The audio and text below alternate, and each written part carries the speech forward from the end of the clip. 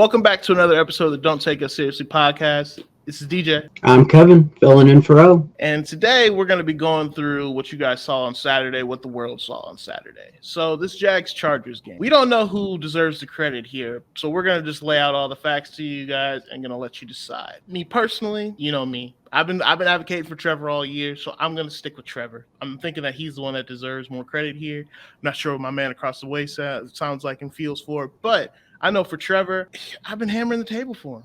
He's been doing it all year. He's been doing everything that I thought that he could be a year earlier. He's been doing it sooner and sooner. Every week, he's taking another step forward. So there's not that many quarterbacks that can come back from 4 interceptions. There's not that many quarterbacks that can deal with this adversity, the mental toll, everything that involved within this game. They had 5 turnovers in the first half. Let me give you guys a quick little recap. There were 5 turnovers in the first half, like I just mentioned. And there was 4 picks from Trevor. There was 1 fumble on a punt. They didn't score a single point all the way up until there was 4 minutes left in the first half. It was 27-0 all the way up until that point. Guys, that is a mental toll. That's a struggle. They go ahead, they score, before the half, and they go in 27-7 now. These Jaguars didn't actually get ahead in the game until 0-0 left in the clock. That means that there was a lot that happened in that second half. We'll unfold some of that stuff. Just to kind of put it into perspective how much people thought that this game was over, there was a bettor that put $1.4 million down on the Chargers to win this game at halftime. Thinking it's a safe bet, get your money. So he puts that much money up, $11,000 payout for it. He lost that bet. He was wrong. Vegas was wrong. I knew Trevor could make a comeback like this because he's got the talent. You got to bet on talent. I just think that Trevor, he's been doing things through and through this year. And with this game specifically, it's separating him from the pack. He had to deal with Urban Meyer. That alone, guys, I know I keep saying it, but that alone is a big deal. If he would have had another year with Urban Meyer, we probably didn't see Trevor. He probably would have been turned into Johnny Manziel somewhere. I don't know what was going to happen to this man if he had to deal with him another year. So I'm going to give that as a mulligan year. It's just that the last time we saw a comeback victory like this was Jim Kelly against the Houston Oilers, the Buffalo Bills and Houston Oilers back in the day.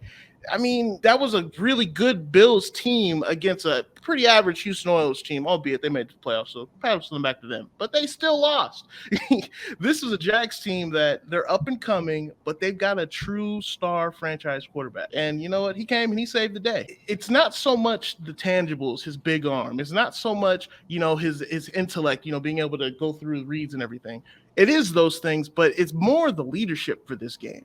I mean, when you're down big like that and you turn around and everybody's asking, are we good? Are we good? They're freaking out and he's even keel. He's the leader. And he's just like, no, we're good. We got it. For you to be able to deal with that and kind of be able to go through that brick wall and for them to get behind you and for you to lead them, that says a lot, guys. That says a lot. They followed him. The rest is history. You can't call it a comeback when you're the reason they were down 0-27 in the first place. The Chargers' average field position in the first half was 42 yards. 42 yards. I mean, what do you think was going to happen? They should have been up 42-0 if their offense was clicking. There was no execution. I mean, was it all Trevor Lawrence, or do we just boil this down to coaching on both ends? Why isn't Doug Peterson getting the credit? On the other hand, you got Staley, who didn't make adjustments at halftime. Maybe should have switched to the running game, leaned on Eckler a little bit more, ran the clock. So they choked. No adjustments, just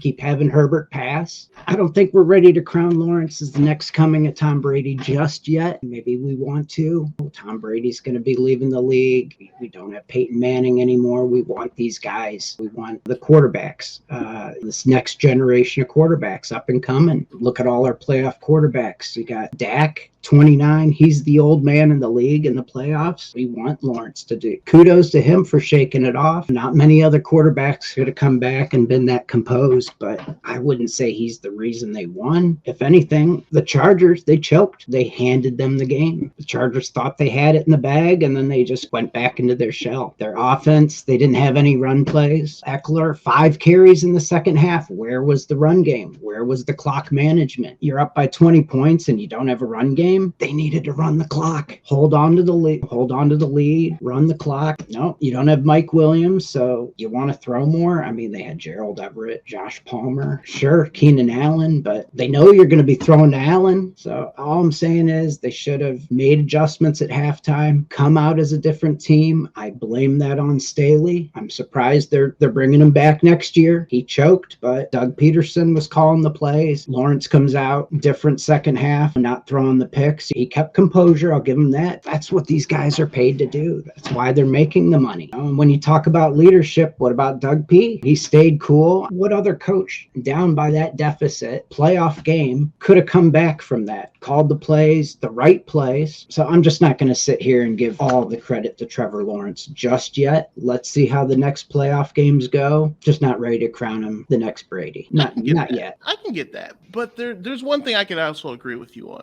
They should have ran the ball more. The Chargers should have.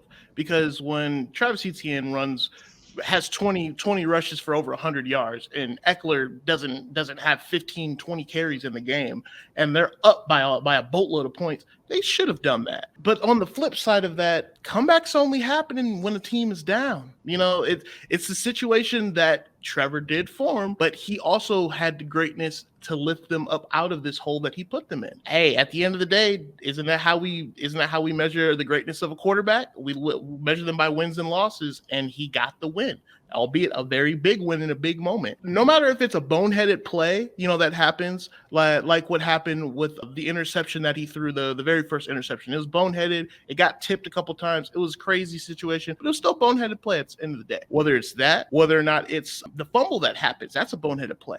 It could be 3 and outs. It doesn't matter what the situation is. At the end of the day, either you make the drives happen and you make it happen for your team, or it's happening against your team. I will also say, though, it kind of felt inevitable. And I know it's weird to say that, because I didn't believe in that whole hype a couple weeks ago with the team of destiny that they were saying about the Jags and everything coming from the depths and all that. I don't believe in that. But it kind of seemed like the Chargers and the Jags did believe that that the Jags were the team of destiny in this one. They believed that it was inevitable to happen. It was weird because the Chargers, they looked like they were demoralized once it was 21-27 in the game. And then on the other side, the Jags, they looked empowered. They looked like they knew what was going to happen, that Trevor was going to go down, march down the field, score, get him in position to kick the field goal to win the game. It just seemed like the momentum shifted, and they had all the belief in the world. They were jumping on the sidelines and celebrating, and before the game was even over. So it just makes you think that you don't do that for just an average quarterback. You don't do that for, I know circumstances, they create the beast. When you have true belief in a guy that you'll be willing to run through a brick wall for him, because they know that he can take them to the promised land. You know who that reminds me of? That last drive when he was marching down the field and everything. He was making all the throws, and Herbert wasn't making them. It was just, he had his chance. He peed down his leg at the end of the day.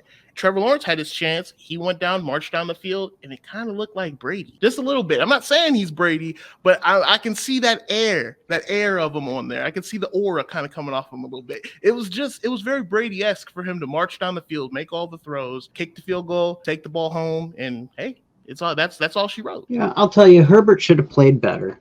He should have played better, but it was mostly Staley's defense. They just let them march down the field. They didn't do anything. And coaching, the staff, nobody showed up. And what about defense? Stopping Lawrence once in the second half. Stupid penalties by Bosa. You got him throwing his helmet on the field, on the sideline, giving him 2-point conversion. I mean, Lawrence just had to reach over the line with the ball as close as they were. So to say Herbert chokes, clutch throws that you expect him to make, he missed. He's throwing to Keenan Allen. Those throws you got to expect from a top flight quarterback. I still think he's a top QB. Things like this happen. It happened to Peyton Manning. It happened to Elway. It's even happened to Brady. It's part of all sports. I don't think he'd hand the win to Lawrence when he was the reason they were down in the first place. I'm not ready to crown him the next coming of Brady yet. Maybe we'll see some more from him in the playoffs to come. I think he just has some things to polish in his game. He did well shaking things off and coming back in the second half, not letting it,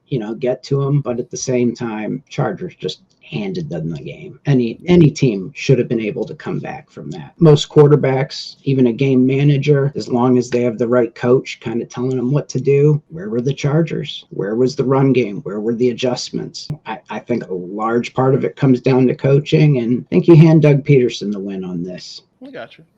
Now, we don't claim to have all the answers here, but we do claim that we can give you guys a lot of the options that are out there and let you guys decide. Let us know in the comments, what do you guys think? Who deserves the most credit, or the most blame for this win, for the Jags? Is it Staley? Is it Trevor Lawrence? Is it Justin Herbert? Is it either defense? Hey, who knows? But please, everybody, like, comment, and subscribe. If you guys like this content, we appreciate it, and we got some more coming for you guys soon. It's the playoffs, so everything's crazy. This has been another episode of the Don't Take Us Seriously podcast. I'm DJ. I'm Kevin. We'll catch you guys on the next one. Peace.